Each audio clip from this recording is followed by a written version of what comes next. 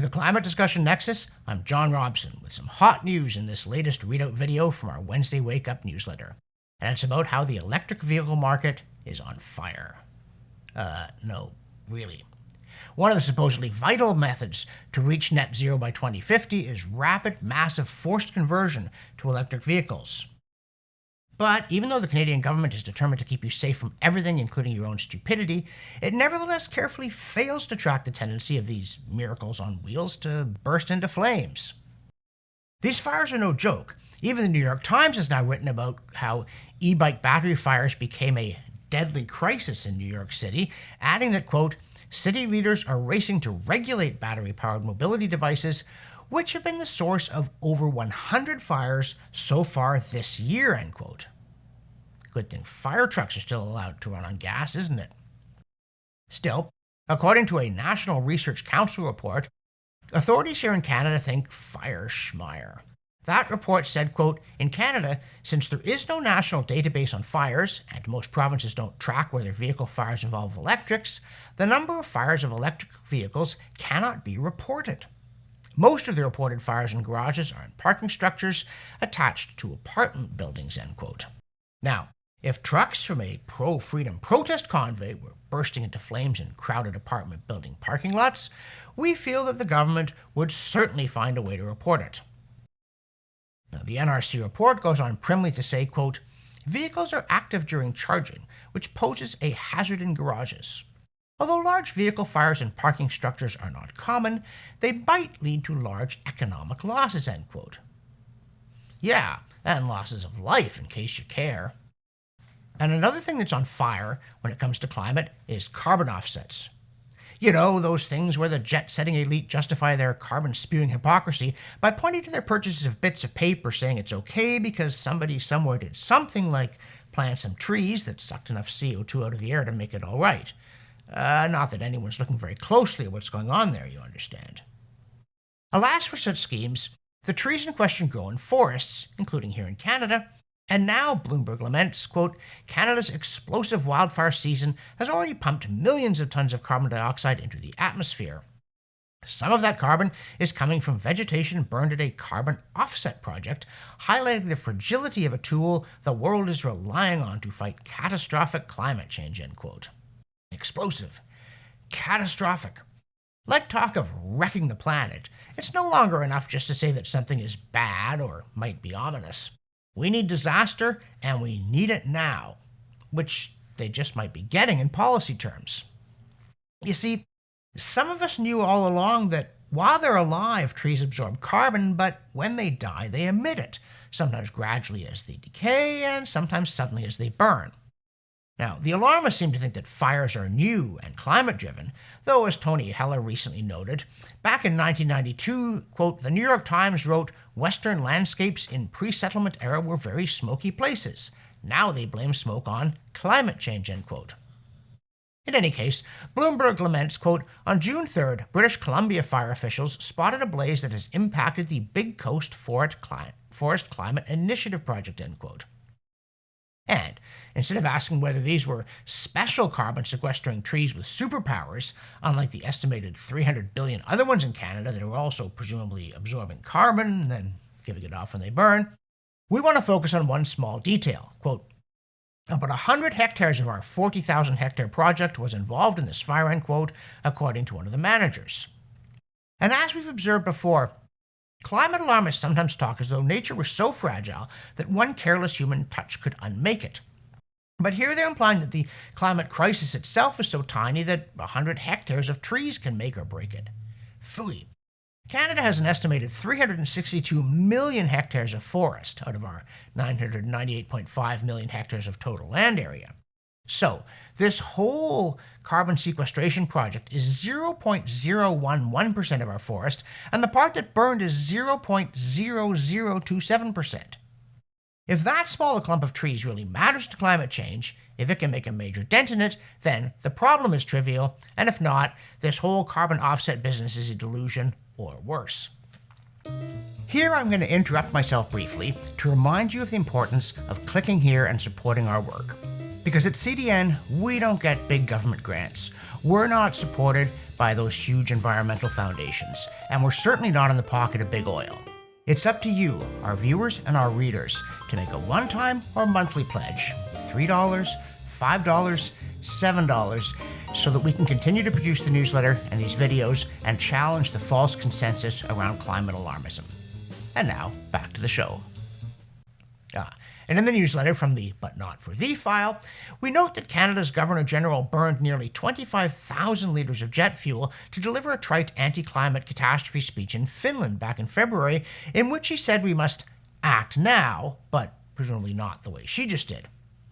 Also, Matthew Wielicki reminds us that researchers say, quote, climate change is making birds smaller, end quote, even as researchers ask, quote, climate change, why are birds getting bigger, end quote. So it seems that the size of bird brains hasn't changed. Also, there's a lot of hype from the climate crowd these days about lab-grown meat, which we hope doesn't require a lot of electricity. But surely there's at least a hint of paradox in people wanting to save nature by feeding you chicken that was extruded from a machine. Also, the week that we produced this newsletter, the eyes of alarmist media were on Texas because it was having, of all things, hot weather in midsummer. And that's apparently due to global warming, although for some reason most of the United States had been cooler for months than the average temperature since 1991. Now, when I went to Texas, which was in August of 1984, the heat was frightful, I might add. But of course, if it's cool, it's just weather, including the frost warnings that I got here in Ottawa into May, or the heavy snow in west central Alberta in June that clogged highways and nearly killed 2 Belgian hikers. Or this year when Washington, D.C. almost set a record low for the date of June 22nd, while 3/4 of the American population had an unusually cold month of June. And in case you'd like a globe in your global, a viewer alerts us that on June 21st, Canberra, Australia had its coldest day in nearly 4 decades, as cold snap continues, hitting minus 7.2 Celsius. But of course, a cold snap is just some brief weird anomaly. The story on that incident didn't mention climate even once. But let it be hot somewhere, and the New York Times blares, quote, the United States is facing extreme heat and wildfire smoke in different regions. The two threats aren't connected directly, but one factor is adding to their capacity to cause misery, climate change, end quote. In the newsletter, we also note sadly that Mark Carney is back. No sooner did private firms begin fleeing from his GFANZ, that's the Glasgow Financial Alliance for Net Zero, than this UN Special Envoy on Climate Action and Finance talked the World Bank Group into setting up the Private Sector Investment Lab, which no less impartial an authority than the World Bank calls, quote, a concrete step in a broader effort to develop and rapidly scale solutions that address the barriers preventing private sector investment in emerging markets, end quote. You mean barriers like the World Bank refusing to lend money for the kinds of energy projects that work? Or that alternative energy schemes are really risky investments? Something like the latter.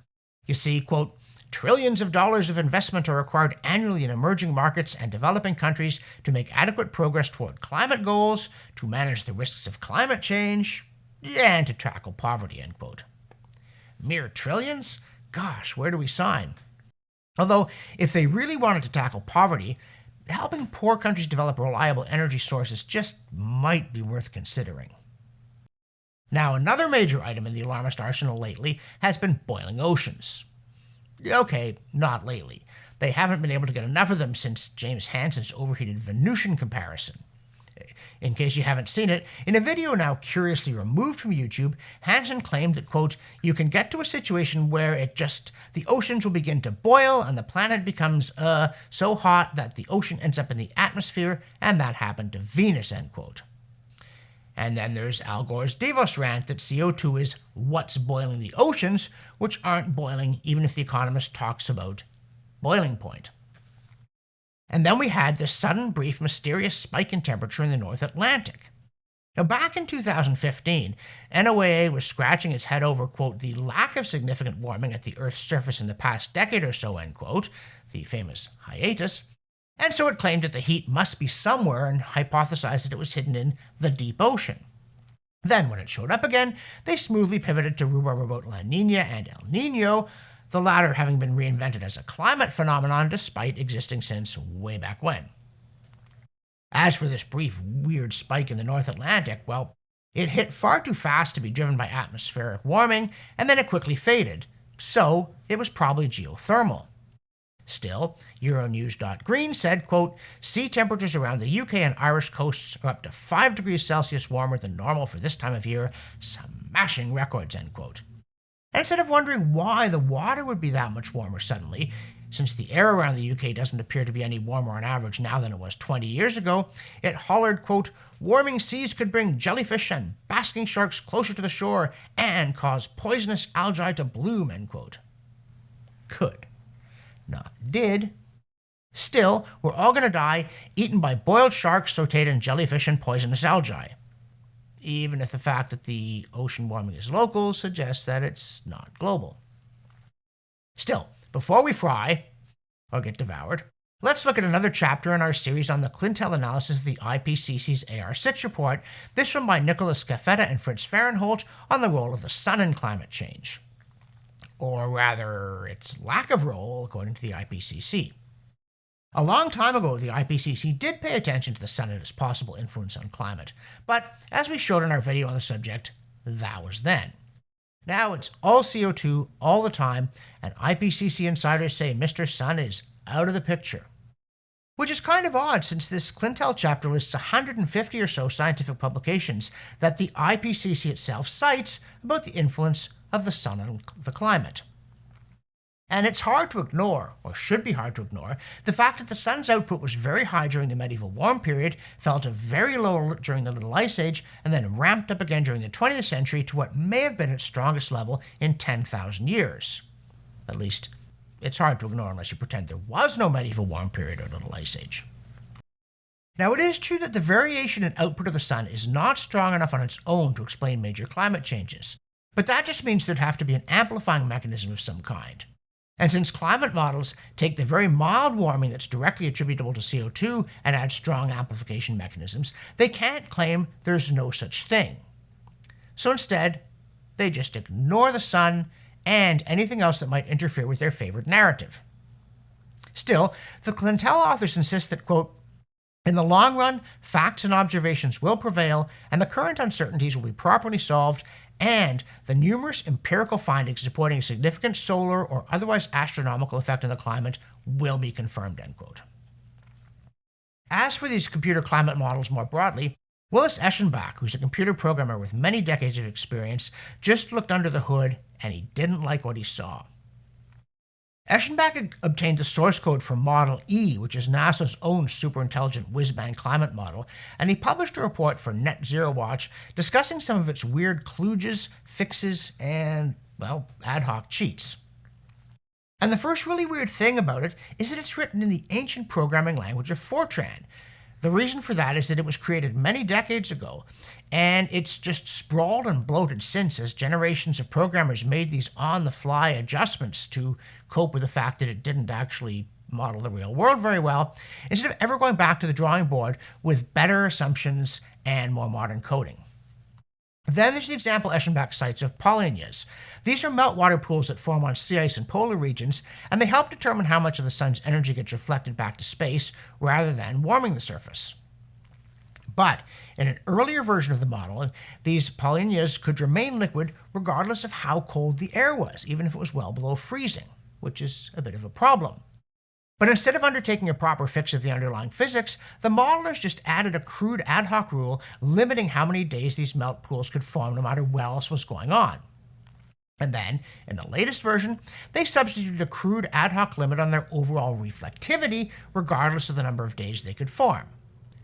And all of this is done so that the model's failures could be hidden instead of addressed and fixed. Including temperature, which is surely its main job. NASA's Model E, like many climate models, sometimes generates temperatures that are way out in left field. And that's not our phrase or Eschenbach's. Comments embedded directly in the code include this one, quote, sometimes the computer temperature iterated out in left field someplace way outside any reasonable range, end quote. But when you face a problem like that and fix it with the equivalent of duct tape or baling wire, you're ignoring the fact that the model's representation of the world is obviously wrong in order to convince people that its representation of the world is obviously right, which is cheating. And again, on models from the CO2science.org archive, we look at a study of their ability to handle atmospheric downward long-wave radiation at the surface, which is mercifully abbreviated to LD, but unmercifully, and as usual, it's not good. For the Climate Discussion Nexus, I'm John Robson, and my gasoline-powered car is not on fire.